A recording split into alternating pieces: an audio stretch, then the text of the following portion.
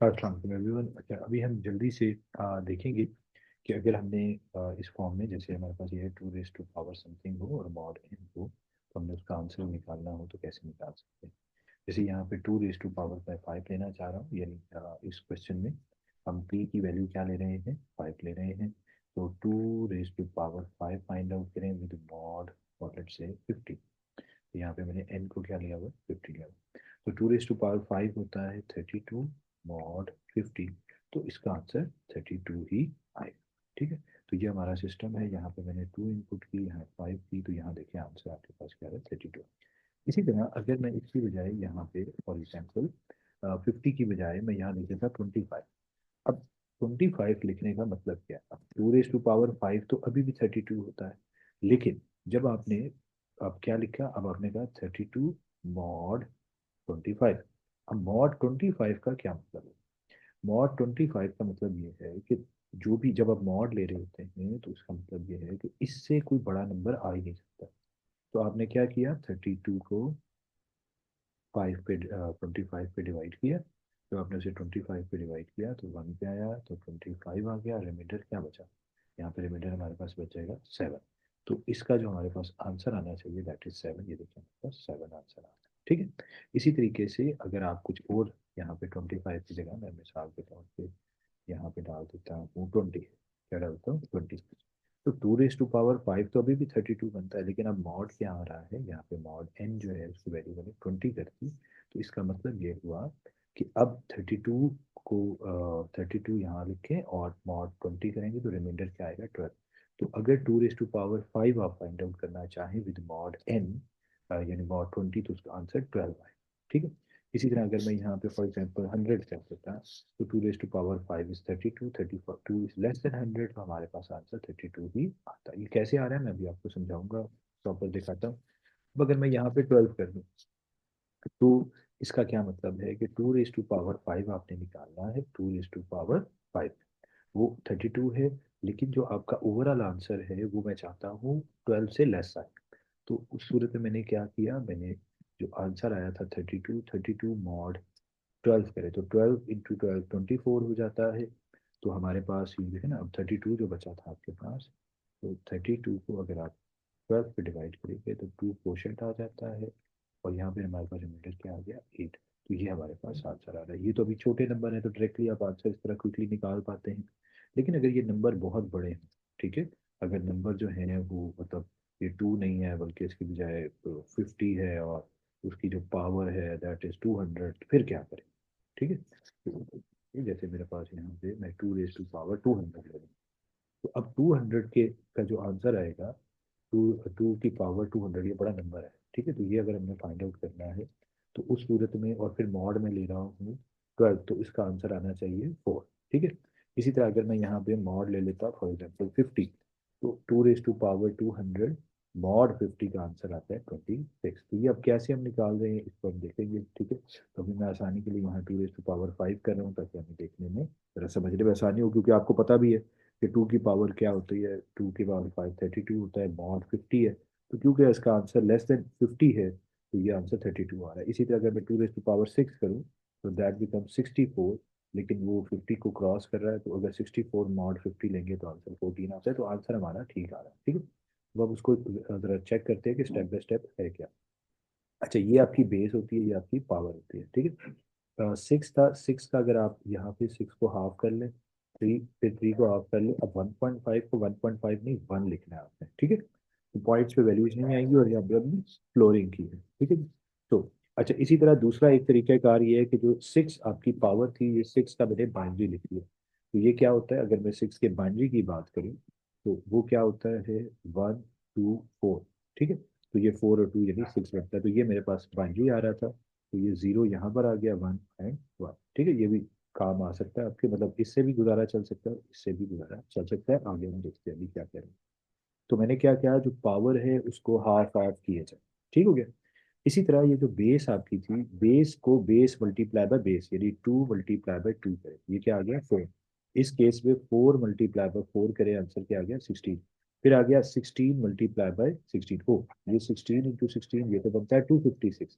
लेकिन यहाँ पर कोई भी इस पूरे टेबल में कोई भी नंबर 50 से बड़ा आ ही नहीं सकता। तो 256 अगर आपके पास था तो आपने 256 को 50 पे डिवाइड किया तो ये क्या बन गया 5।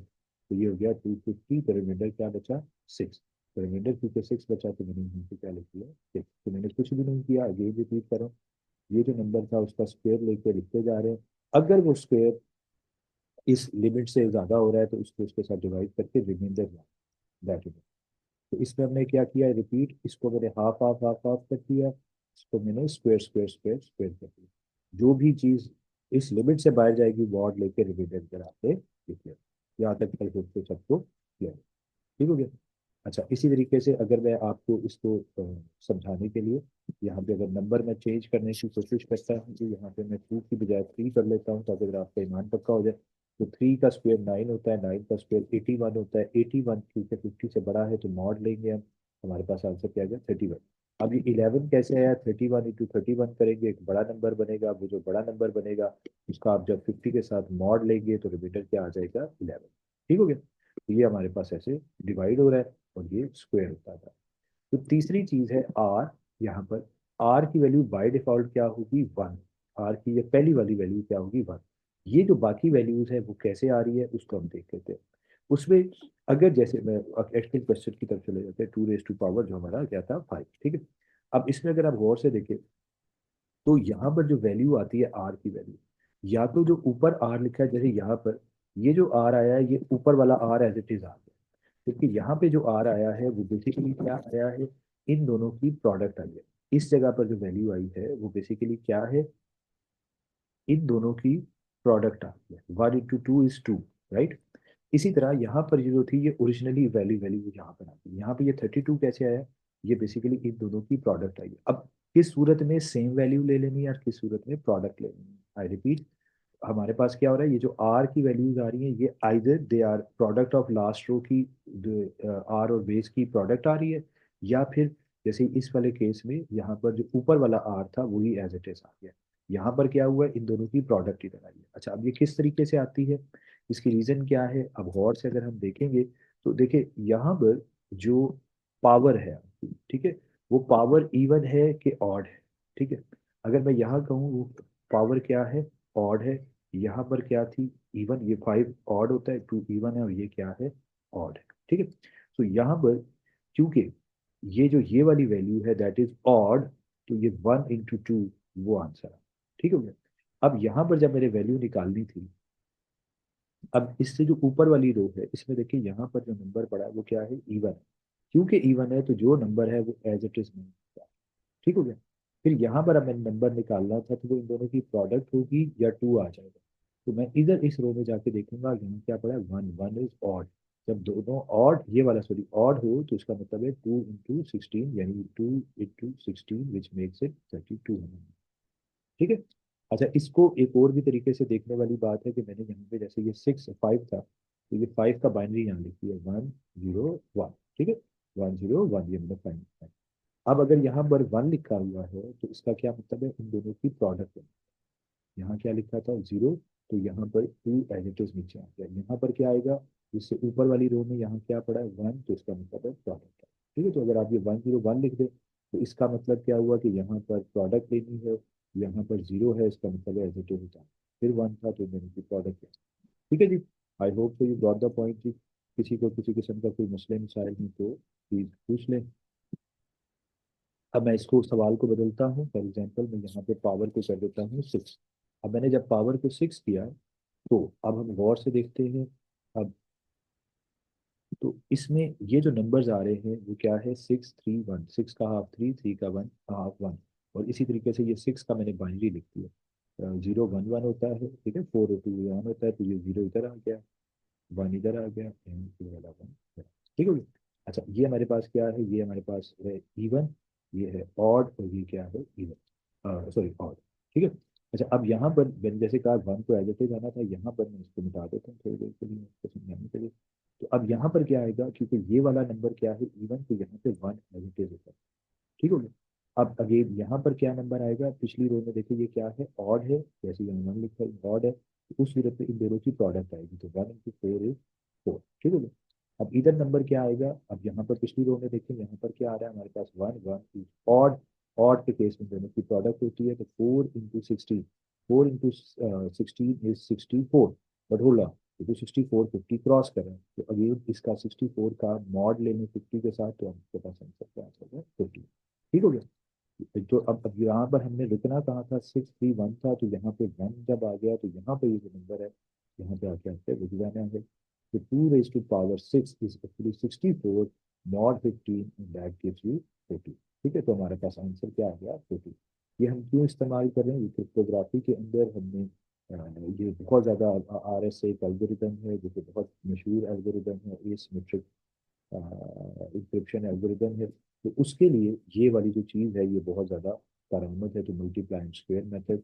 तो इसको अगर मैं एक आध और एग्जांपल आपको क्विकली दिखा दूँ, यहाँ पर मैं क्या कहता हूँ 2 raised to power 6, और यहाँ पे मैं लिख देता हूँ फॉर एग्जाम्पल 100, क्योंकि 2 raised to power 6 इज 64, वो 64 लेस देन 100 है, तो हमारा आंसर 64 ही आया। ठीक है, ये देख ले 631।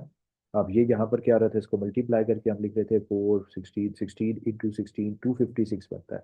256 को जब आप 100 पे डिवाइड करते हैं तो वो 2 क्वोशंट आ जाता है, रिमाइंडर 56 आ जाता है, ये आगे। ठीक है, यहाँ पर अगेन वही बात है कि ये ऊपर वाला क्या था, इवन था, तो ये एज इट इज उतर आया, ये वाला ऑड था, तो ये 1 into 4 4 होके यहाँ आ गया, फिर ये ऑड था तो 4 into 16 दैट बिकम 64, यहाँ पे 64 आ गया।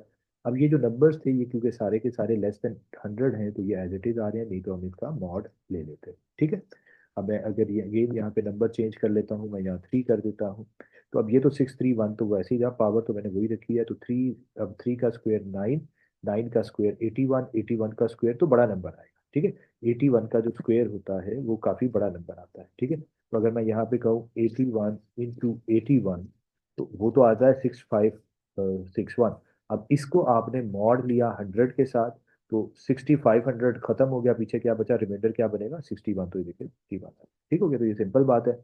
अगेन यहाँ पर इसको जब मैंने कैलकुलेट करना था तो मैंने कैसे कैलकुलेट किया है, मैंने बेसिकली ये किया है कि इनको मैंने हटाता हूँ ताकि आप इसको समझ सके, क्या ये क्या है, इवन है, ये ऑड है, ये इवन है। तो यहाँ पर बैठ के आपने ये देखना है कि ऊपर वाली रो का ये नंबर क्या था, इवन, इवन है तो एज इट इज 1 उतर आया। अब यहाँ पर क्या नंबर आएगा, ये वाला देखिए ये क्या है ऑड, जब ये ऑड हो तो इन दोनों की प्रोडक्ट आ जाती है, तो 1 × 9 विच मीन्स 9 यहाँ पर आ जाएगा। फिर हमारे पास ये क्या है, इवन, क्योंकि ये इवन है तो एज इट इज यहाँ पर हमारे पास जो भी चीज होगी, सॉरी इवन हो, तो फिर हमारे पास क्या हो जाता है, जो चीज एज इट इज है वो यहाँ पर उतर आती है। ठीक है, तो देखिए सॉरी ये है कि हमारे पास क्या था ऑड था, जब ऑड हो तो फिर ये दोनों आपस में मल्टीप्लाई होने चाहिए था, मैंने ये गलती कर दी यहाँ पे। ये क्या था, ऑड था, ऑड ऑड, तो ऑड वाले केस में क्या होता है 9 into 81, 9 into 81, जो भी नंबर आपके पास बनेगा उस नंबर को आपने फिर मॉड ले लेना है, फिर 100 के साथ आपके पास आंसर क्या आ जाएगा 26। 3 raised to power 6 मॉड 100, इसका आंसर हमारे पास क्या आएगा, इसका आंसर हमारे पास 29। ठीक है, got the point. See you soon, thank you.